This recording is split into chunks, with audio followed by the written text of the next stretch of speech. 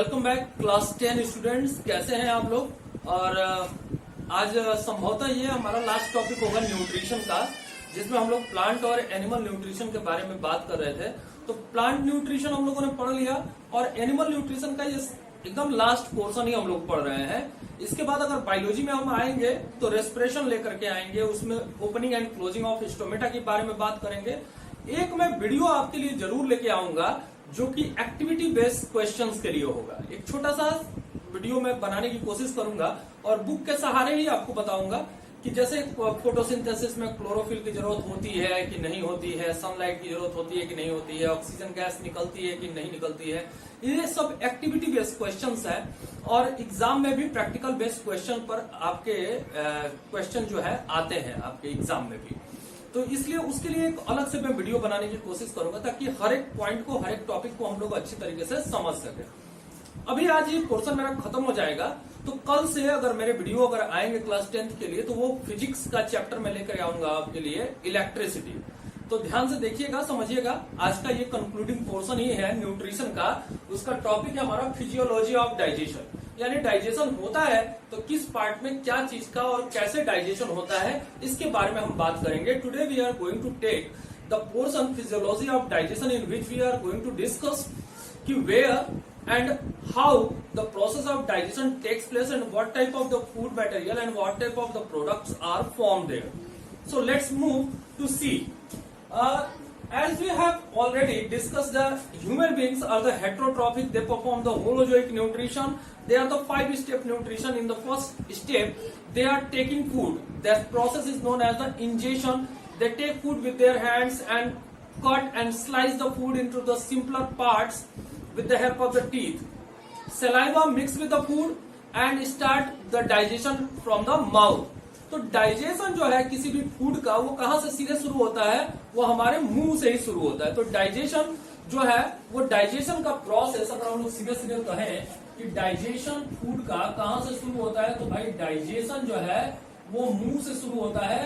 यानी डाइजेशन जो है ये केवल 3 जगहों पे ही होता है। जहां पे फूड रेस्ट करेगा वहीं पे डाइजेशन होगा। तो पहला है हमारा डाइजेशन इन बकल कैविटी, तो डाइजेशन इन बकल कैविटी। दूसरा जो है वो है डाइजेशन इन स्टमक, स्टमक में डाइजेशन। और जो तीसरा है वो है डाइजेशन इन स्मॉल इंटेस्टाइन, तो स्मॉल इंटेस्टाइन में डाइजेशन। तो डाइजेशन इन स्मॉल इंटेस्टाइन, तो स्टमक में डाइजेशन, बकल कैविटी में डाइजेशन और स्मॉल इंटेस्टाइन में डाइजेशन। तो बकल कैविटी में मुंह में खाना कुछ देर के लिए रहता है तो वहां भी डाइजेशन होता है। और जब भी हम लोग बात करेंगे तो उन टर्म्स के बारे में जानेंगे कि आखिर फूड का जो चेंजिंग हो रहा है वो एक तरीके से दूसरे तरीके में किस तरीके से हो रहा है। तो लेट्स मूव, अपने इस टॉपिक को सीधे सीधे स्टार्ट करते हैं, फिजियोलॉजी ऑफ डाइजेशन। मैं आपको इसी फ्लो डायग्राम्स की मदद से बनाऊंगा। अगर आपको ये समझ में आ गया तो आप उसको लिख भी सकते हैं पैराग्राफ्स में, ठीक है। तो चलिए सबसे पहले बकल कैविटी की बात करते हैं। तो बकल कैविटी में क्या होता है, बकल कैविटी में सैलिवरी ग्लैंड्स पाए जाते हैं। कौन सी ग्लैंड मिलती है, सैलिवरी ग्लैंड, सैलिवरी ग्लैंड। और ये सैलिवरी ग्लैंड क्या सिक्रीट करती है, सलाइवा सिक्रीट करती है। सलाइवा का क्या काम होता है, it moistens the food, it moistens the food. ये खाने पीने की चीजों को क्या करता है, मॉइस्ट कर देता है, उनके साथ मिक्स करके उनको चिकना बना देता है, उनको मॉइस्चर दे देता है। और इस सलाइवा के अंदर में एक एंजाइम मिलता है, उसको हम लोग कहते हैं सैलिवरी एमाइलेज। क्या कहते हैं उसको, salivary amylase, salivary amylase enzyme कहते हैं। तो सैलिवरी एमाइलेज, इसको एक और नाम से जानते हैं, इसको कहते हैं टाइलिन। क्या कहते हैं इसको, टाइलिन एंजाइम भी कहते हैं। तो सैलिवरी एमाइलेज या टाइलिन कहते हैं। ये सैलिवरी एमाइलेज काम किसके ऊपर में करता है, तो फूड के अंदर में जो स्टार्च है, जो भी हम लोग खाना पीने की चीज लेते हैं, जैसे रोटी चावल कुछ भी खाते हैं, तो उनके अंदर में स्टार्च पाया जाता है, यानी कार्बोहाइड्रेट्स मिलते हैं। तो ये इस स्टार्च को, जो सैलिवरी एमाइलेज है, ये 2 हिस्सों में कन्वर्ट कर देता है। एक को कहते हैं माल्टोज, माल्टोज, और एक को कहते हैं आइसोमाल्टोज। क्या कहते हैं, माल्टोज एंड आइसोमाल्टोज। तो स्टार्च को ये टाइलिन एंजाइम किसमें तोड़ देता है, माल्टोज और आइसोमाल्टोज में। आप लोगों ने ऐसा फील किया होगा कि जब भी आप कोई रोटी अगर आज खाइएगा, रात को खाना जब खाएंगे तो सूखी रोटी खाइएगा और उसको अच्छी तरीके से च्यू करिएगा, प्रॉपरली च्यू करिएगा। थोड़ी देर के बाद वो रोटी में से आपको थोड़ा हल्का हल्का मीठा, वैसा नहीं कि चीनी की जैसा लगने लगेगा, लेकिन वो रोटी आपको मीठी लगने लगेगी, क्योंकि उसको जो स्टार्च था उसको हम लोगों ने किसमें कन्वर्ट कर दिया, ये शुगर का ही टाइप है, माल्टोज और आइसोमाल्टोज, जिसमें उसको हम लोगों ने कॉम्प्लेक्स से सिंपलर फॉर्म में कन्वर्ट कर दिया। अब ये जो फूड है, यहाँ पे कुछ इसका डाइजेशन हुआ और यहाँ पे बकल कैविटी में लगभग 30 से लेकर के 40% डाइजेशन जो है फूड का वो कंप्लीट होता है। कितना डाइजेशन ये कंप्लीट करते हैं, लगभग 30 से लेकर के 40% तक फूड का डाइजेशन कंप्लीट होता है हमारा, और वो कहाँ होता है, बकल कैविटी में होता है। ठीक है, तो बकल कैविटी में फूड का डाइजेशन हो गया। इसको आप लोग अपने से चाहे तो रनिंग हैंड राइटिंग में भी इसको लिख सकते हैं। दूसरा जो पार्ट है हमारा स्टमक। तो अब स्टमक में जब फूड पहुंच जाता है, बकल कैविटी के बाद वो एसोफेगस से होते हुए फूड चला गया स्टमक में, तो स्टमक में हम लोगों ने बात करी थी कि जो स्टमक की मेम्ब्रेन्स होती हैं, वो स्टमक की मेम्ब्रेन, म्यूकोसा मेम्ब्रेन, कई तरीके के सेल्स से वहां पे कई तरीके के एंजाइम्स और केमिकल सब्सटेंसेस प्रोड्यूस करती हैं। इन केमिकल सब्सटेंसेस और इन एंजाइम्स की मदद से डाइजेशन जो है स्टमक में कैसे कंप्लीट होता है उसको देखते हैं। सबसे पहले तो यहाँ पे स्टमक में कौन कौन सी चीजें हैं जो डाइजेशन में मदद करती हैं। सबसे पहला है HCl, हाइड्रोक्लोरिक एसिड, केमिस्ट्री में आपने जाना है। दूसरा है हमारा pepsin, pepsin protein digesting enzyme है एक। तीसरा है रेनिन, जो दूध के डाइजेशन में मदद करता है। चौथा है लाइपेज, और पांचवा खुद ब खुद म्यूकस, म्यूकस। तो ये सब पेप्सिन, रेनिन, लाइपेज और म्यूकस। अब एक एक के बारे में जानेंगे। अब देखिए स्टमक जो है ये एक डाइजेशन का केमिकल वो जगह है जहां पे एक्चुअल में केमिकल डाइजेशन जो है वो कंप्लीट होती है। यहाँ पे जब फूड पहुंचता है तो इसकी मैकेनिकल चर्निंग होती है। जैसा हम लोगों ने बताया था कि एक सैक लाइक स्ट्रक्चर है और ये चर्न करता है, जिससे फूड जो है वो जो बोलस के रूप में ऊपर से आया था वो काइम के रूप में कन्वर्ट हो जाता है, यानी लिक्विड फॉर्म में कन्वर्ट हो जाता है। तो यहाँ पे मैकेनिकल चर्निंग भी होती है और उसके बाद केमिकल डाइजेशन होते हैं जो कि अलग अलग तरीके के केमिकल सब्सटेंसेस के थ्रू होते हैं। तो कह रहे हैं कि यहाँ पे जो HCl है ये खास तरीके की सेल्स होती है। इसको बताने का कोई मतलब नहीं है यहाँ पे, लेकिन आपके सूचना के लिए बता दूं, ऑक्जेंटिक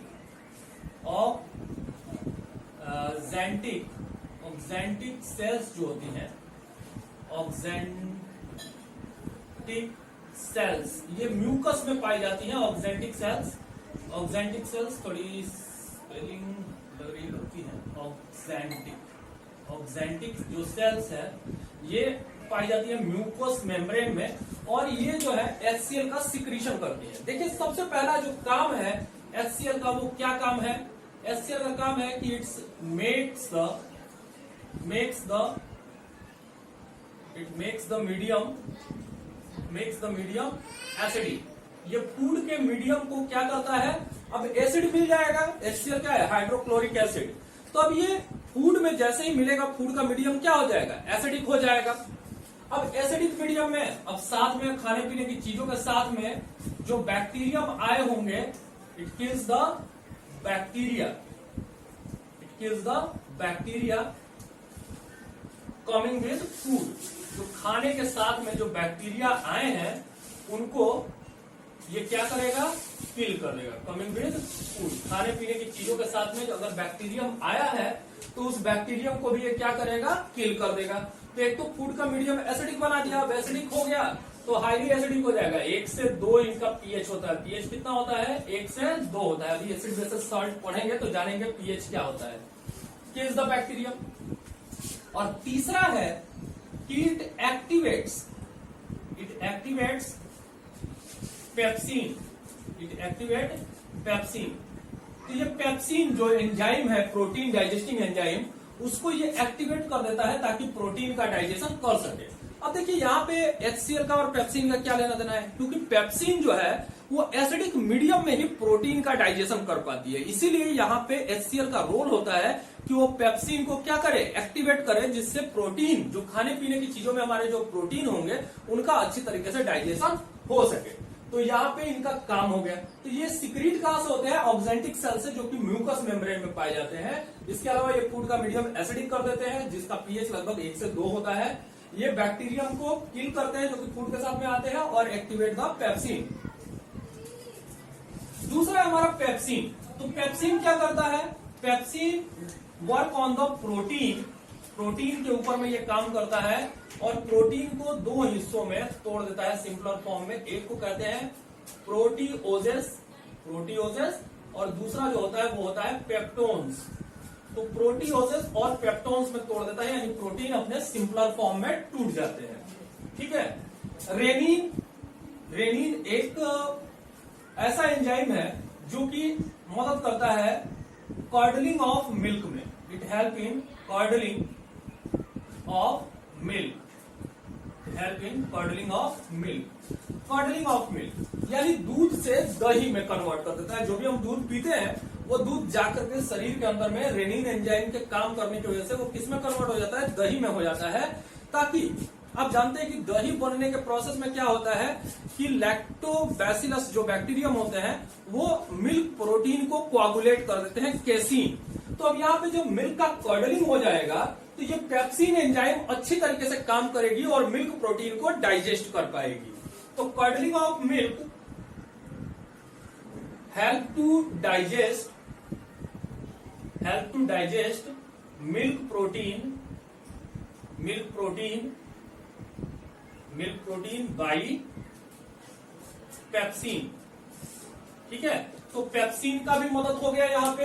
तो ये कर्डलिंग ऑफ मिल्क में मदद करता है। लाइपेज, लाइपेज किसके ऊपर में काम करता है भाई, लाइपेज काम करता है फैट के ऊपर में, फैट्स के ऊपर में, और इसको 2 हिस्सों में तोड़ देता है फैट को। एक को कहते हैं फैटी एसिड, फैटी एसिड, और दूसरा होता है वो होता है glycerol, fatty acid and glycerol. ये 2 पार्ट्स में तोड़ देता है। तीसरा ये म्यूकस है। तो म्यूकस क्या करता है, म्यूकस एक जेल की तरह स्ट्रक्चर होता है जो पूरे इनर लाइनिंग के ऊपर में फैला रहता है। तो म्यूकस कैसा होता है, jelly like, jelly like, jelly like, that moisten the inner lining of stomach to prevent the stomach from action of HCl। कह रहा है कि हाइड्रोक्लोरिक HCl के यानी हाइड्रोक्लोरिक एसिड के एक्शन से बचाने के लिए ये म्यूकस क्या करता है, स्टमक की इनर लाइनिंग को बचा के रखता है, क्योंकि ये पूरे तरीके से म्यूकस से कवर होता है। तो HCl का कोई एक्शन उसके ऊपर में काम नहीं करता है।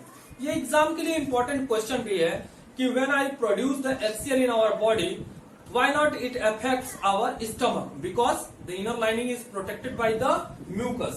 या ऐसा भी होता है कि how the mucus help to protect our stomach। तो यहाँ पे हम लोगों ने 2 पोर्शंस देखे, बकल कैविटी और स्टमक देखा। स्मॉल इंटेस्टाइन में हम चलेंगे। स्मॉल इंटेस्टाइन में क्या होता है कि स्मॉल इंटेस्टाइन वो पोर्शन है हमारे एलिमेंट्री कैनाल का जहां पे डाइजेशन पूरी तरीके से कंप्लीट होता है। तो उसको हम लोग सेपरेटली देखेंगे, इसको आप लोग नोट कर लीजिए जल्दी से, और मैं स्मॉल इंटेस्टाइन की तरफ चलता हूं। ठीक है, चलिए जल्दी से पढ़ते हैं स्मॉल इंटेस्टाइन की तरफ।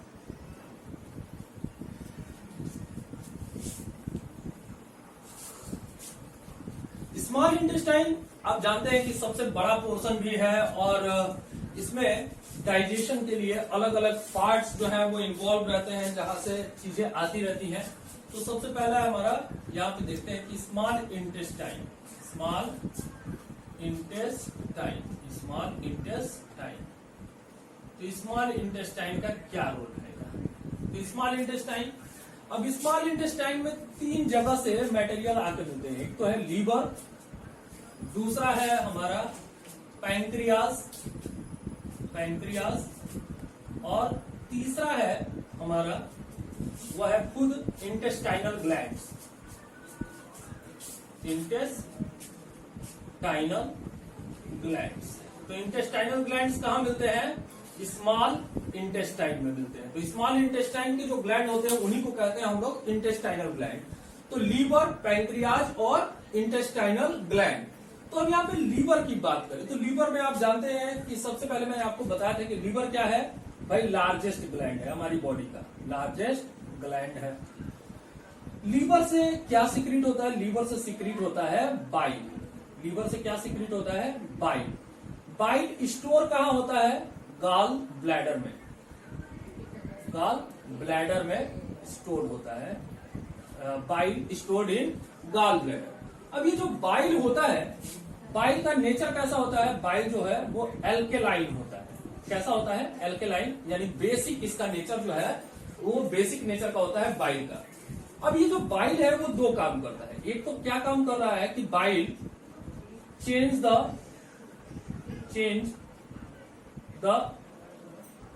फूड मीडियम फ्रॉम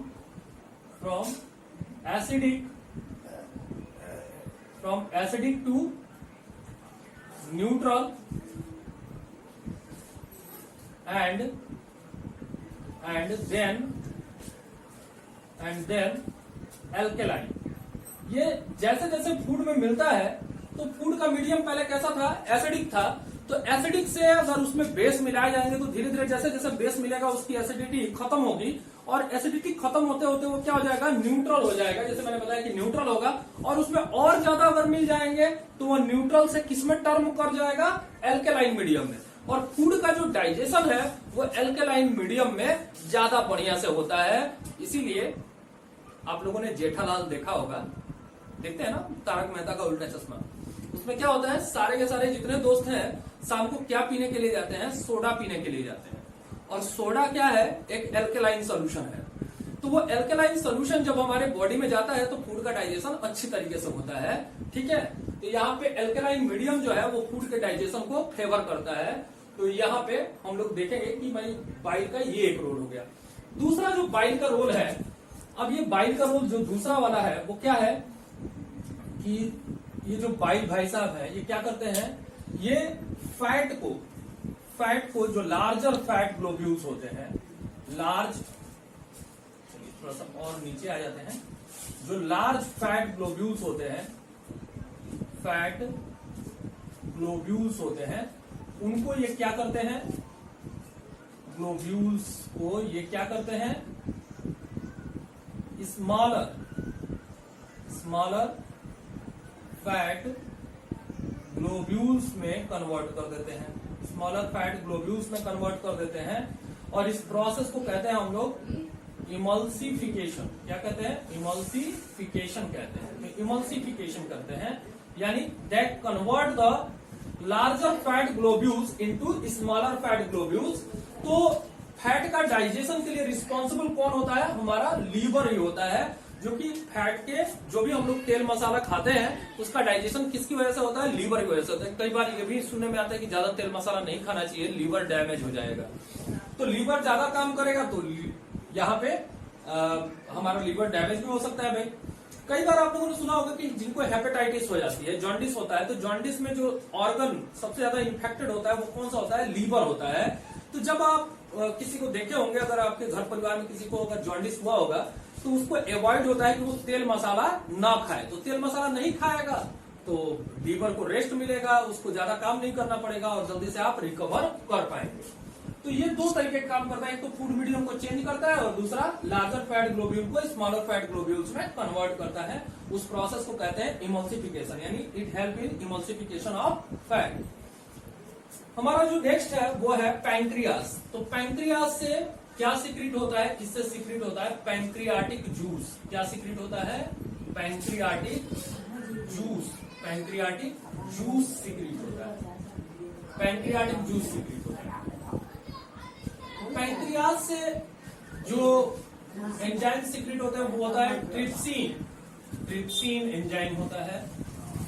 इसके अलावा पैंक्रियाटिक एमाइलेज होता है, पैंक्रियाटिक एमाइलेज और पैंक्रियाटिक लाइपेज, ये जो एंजाइम्स हैं वो सिक्रीट होते हैं। तो एक एक के बारे में देखेंगे। तो जो ट्रिप्सिन है, तो ट्रिप्सिन क्या करता है, ट्रिप्सिन का काम होता है कि वो एक प्रोटीन डाइजेस्टिंग एंजाइम है, और अभी स्टमक में हम लोगों ने देखा था कि पेप्सिन ने उसको किसमें कन्वर्ट कर दिया था, प्रोटीन को पेप्टोन और प्रोटियोसेस में कन्वर्ट कर दिया।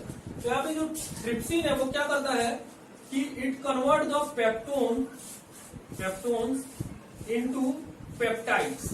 ये किसमें कन्वर्ट कर देता है, पेप्टोन को कन्वर्ट कर देता है पेप्टाइड्स में, ठीक है। और ये सारी चीजें कहा, और ये स्मॉल इंटेस्टाइन में हो रही है। पैंक्रियाटिक एमाइलेज, तो पैंक्रियाटिक एमाइलेज जैसे हम लोगों ने एमाइलेज देखा था कि एमाइलेज का क्या काम है, वो स्टार्च को किसमें कन्वर्ट कर देता है, माल्टोज और आइसोमाल्टोज में। वैसे ही यहां पर भी हो जाता है कि जो पैंक्रियाटिक एमाइलेज है, जो बचा हुआ स्टार्च है, उसको ये किसमें कन्वर्ट करता है, माल्टोज और आइसोमाल्टोज में कन्वर्ट कर देता है। तीसरा हमारा लाइपेज, तो लाइपेज का जहां पे स्टमक में जो काम था, यहां भी वही काम है। ये क्या काम करता है, फैट्स को किसमें कन्वर्ट कर देता है, फैटी एसिड और ग्लिसरॉल में कन्वर्ट करता है। Convert the fat into fatty acid and glycerol. ये सिंपलर फॉर्म है। हर जगह पे जहां जहां लाइपेज एंजाइम होगा, जो बचे हुए फैट्स होंगे अलग अलग जगह पे उनका डाइजेशन होता रहेगा ऐसे ही। तो ये पैंक्रियाज से पैंक्रियाटिक जूस जो है वो आकर के स्मॉल इंटेस्टाइन में मिलते हैं, और इस तरीके से जो फूड आइटम्स है उनके ऊपर में काम करते हैं। चलिए अगला जो पोर्शन है हमारा वो है इंटेस्टाइनल ग्लैंड्स। इंटेस्टाइनल ग्लैंड्स यहाँ तक दिखाई दे रहा है ना, उसके नीचे यहाँ तक दिखाई दे रहा है, उसके थोड़ा ऊपर, यहाँ तक। हाँ चलो ठीक है। मैं चेक कर रहा था कि कैमरा जो है मेरा कितना दूर तक काम कर रहा है, ताकि आपको एक ही बार में समझाया जा सके। तीसरा जो है हमारा वो है इंटेस्टाइनल ग्लैंड। Intestinal gland. अब यहाँ पे डाइजेशन जो है कंप्लीट होने वाला है हमारा।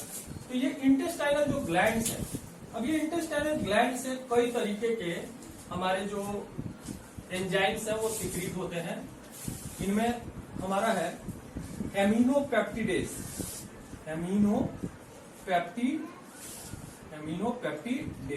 अब ये एमिनोपेप्टिडेज किस पे काम करता है, it work on the peptides, जो कि प्रोटीन के थे पार्ट पेप्टाइड्स, और उनको किस में कन्वर्ट कर देता है, it convert into amino acid में कन्वर्ट हो गए।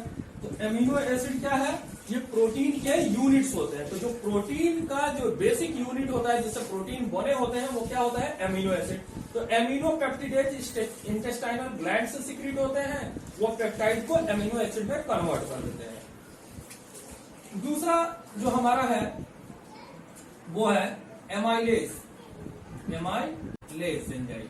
तो एमाइलेज किसके ऊपर में काम करता है, स्टार्च के ऊपर में काम करता है। It work on the starch and convert the starch into maltose and isomaltose, ठीक है, माल्टोज एंड आइसोमाल्टोज। ये माल्टोज और आइसोमाल्टोज में उनको कन्वर्ट कर देता है। It convert the starch into maltose and isomaltose. इसी तरीके से एंजाइम होता है जिसका नाम है माल्टेज। क्या नाम है, माल्टेज। तो जहां भी ASE लास्ट में जुड़ता है वो एंजाइम का नाम बन जाता है।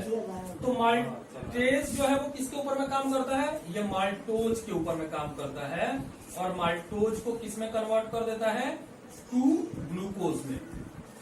Convert the into two glucose, 2 glucose में कन्वर्ट कर देता है।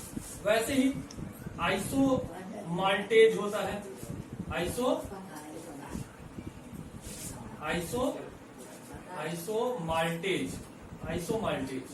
तो आइसोमाल्टेज किसके ऊपर में काम करता है, आइसोमाल्टोज के ऊपर में काम करता है, और इसको भी किस में कन्वर्ट कर देता है, 2 ग्लूकोज में, ठीक है। तो यहाँ पे देखिए ये बेसिक ही अपने स्ट्रक्चरल यूनिट्स में कन्वर्ट होने लगे। ये कार्बोहाइड्रेट था, तो जो माल्टोज आइसोमाल्टोज थे वो ग्लूकोज में कन्वर्ट होने लगे, यानी सिंपलर फॉर्म में कन्वर्ट हो गए।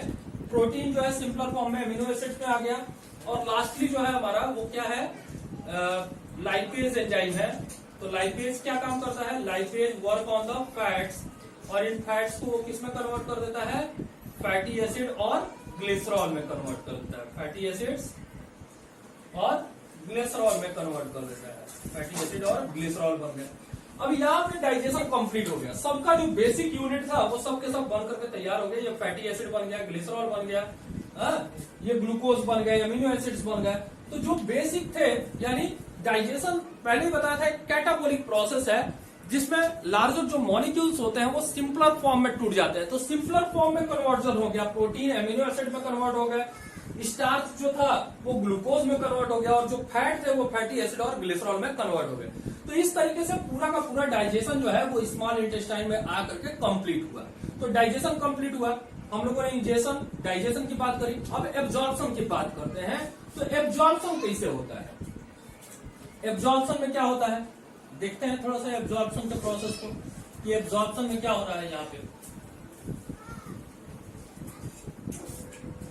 ठीक है, तो एब्जॉर्प्शन के प्रोसेस में अगर देखें तो एब्जॉर्प्शन में क्या होगा, एब्जॉर्प्शन कहाँ होगा फूड का, एब्जॉर्प्शन होगा हमारा स्मॉल इंटेस्टाइन में। एब्जॉर्प्शन कहाँ हो रहा है, absorption takes place in small intestine, small intestine में होगा एब्जॉर्प्शन। अब इस एब्जॉर्प्शन के प्रोसेस में क्या होता है कि आपने ये स्टमक की वॉल देखी है और इसमें कुछ आपको इस तरीके के स्ट्रक्चर जो है वो दिखाई देंगे। ये फिंगर की तरफ प्रोजेक्शंस आपको दिखाई देंगे। इन फिंगर की तरफ प्रोजेक्शंस को हम लोग क्या कहते हैं, इनको कहते हैं विलाई। क्या कहते हैं, विलाई। और ये जितने भी विलाई होते हैं they are compose with large number of blood capillaries. ये सारे के सारे बहुत सारे लार्ज नंबर में ब्लड कैपिलरीज से घिरे हुए होते हैं। इनके पास में बहुत ज्यादा ब्लड कैपिलरीज जो है वो पाई जाती हैं। तो ब्लड कैपिलरीज इनके अंदर में पाई जाती है विलाई में। अब जब इसमें फूड जाता है, जो भी खाने पीने की चीजें इसमें पास करती हैं, तो ये विलाई उनको क्या कर लेते हैं, एब्जॉर्ब कर लेते हैं। तो जो बड़े बड़े फिंगर लाइक प्रोजेक्शंस होते हैं उनको हम लोग विलाई कहते हैं, जो छोटे छोटे होते हैं उनको माइक्रो विलाई कहते हैं। और ये फूड को क्या कर लेते हैं, एब्जॉर्ब करके ब्लड में मिक्स कर देते हैं, और ब्लड उनको क्या करता है, पूरे बॉडी में उनका डिस्ट्रीब्यूशन कर देता है। फूड जो है हर एक सेल तक पहुंच जाते हैं। तो इस तरीके से फूड का जो एब्जॉर्प्शन हो रहा है उसके में कौन मदद कर रहा है, हमारे विलाई कर रहे हैं। और विलाई किसलिए कर रहे हैं, क्योंकि उनके पास में ब्लड कैपिलरीज हैं। तो डिफ्यूजन के प्रोसेस में वो फूड के जितने भी न्यूट्रिएंट्स हैं, ये सारे के सारे जो न्यूट्रिएंट्स हम लोगों ने बात की है, ये सारे के सारे न्यूट्रिएंट ब्लड में चले जाते हैं और ब्लड उनको पूरे बॉडी में सर्कुलेट कर देता है, उनको ट्रांसपोर्ट कर देता है, हर एक सेल में पहुंच जाते हैं। अगला जो प्रोसेस होता है वो होता है एसिमिलेशन का, एसिमिलेशन का प्रोसेस। एसिमिलेशन में क्या होता है, एसिमिलेशन एक एनाबोलिक प्रोसेस है। कैसा प्रोसेस है भाई, एनाबोलिक प्रोसेस है। तो एनाबोलिज्म में क्या होगा, ये जो सिंपल सब्सटेंसेस थे, यानी ये जो एमिनो एसिड थे, ये एमिनो एसिड दूसरे एमिनो एसिड के साथ में मिलेंगे और क्या बना देंगे, प्रोटीन बनाएंगे।